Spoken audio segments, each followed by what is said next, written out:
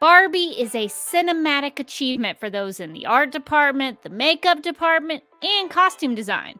But when I walked out of the theater, I kept asking myself, what was this movie trying to say? Its dig at Zack Snyder's Justice League makes me think that the film doesn't even know the answer to that question.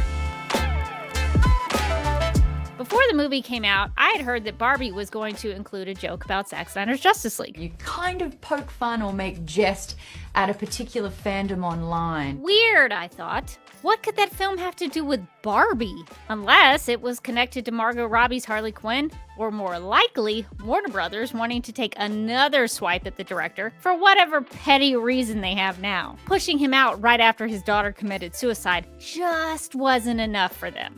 The scene leaked, and initially it came across to me as if Warner Brothers and the writers of Barbie didn't realize they had actually plugged Zack Snyder's Justice League. They intended to make fun of him and his film, but all they did was promote it. After seeing the complete film, the more I think about the reference to the Snyder Cut, the more I become convinced that that line wasn't all that well thought out. The premise setting up the punchline is that Barbie and Ken go to the real world to fix a rift that was created between Barbie Land and our reality. While in the real world, Ken realizes that men have a little more respect here than in the female utopia of Barbie Land. So when he returns to Barbie Land without Barbie, Ken establishes Kendom. And somehow, according to all the Barbies, all of these women have been brainwashed during the Ken's patriarchal takeover. It's in this context that the one-liner about being invested in the Snyder Cut is delivered.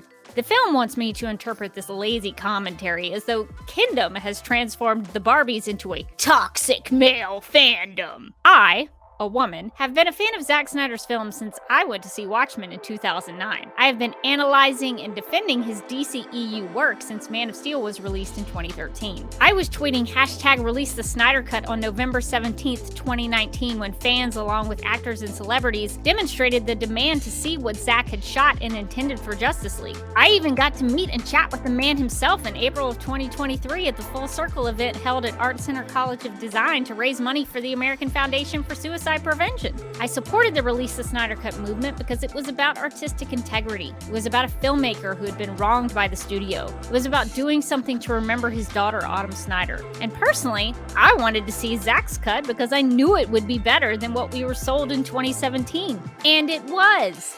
It's bizarre to me that Barbie wanted to make fun of Zack Snyder's Justice League based on some kind of feminist principle, when the Snyder Cut treated its female characters with reverence and dignity. The first character to speak in Zack Snyder's Justice League is a woman who says the line, "Alert the Queen," reminding us that the Amazons are ruled by a woman. The Amazons are depicted as unified and brave.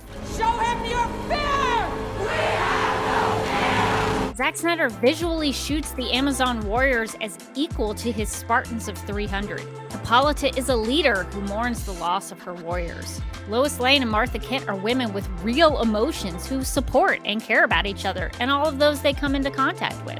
Lois and Martha are rewarded for their love and devotion by being reunited with Clark. Their relationship in the Snyder Cut is quite the contrast to Joss Whedon's take on these female characters. He said that you were the thirstiest young woman he ever met.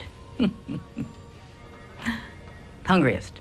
Eleanor Stone is a constant and dependable influence in Victor Stone's life and presents her son with an example of how to stand up for others who need help. Wonder Woman gets a truly satisfying upgrade in Zack Snyder's Justice League after the sexual objectification by Joss Whedon in 2017.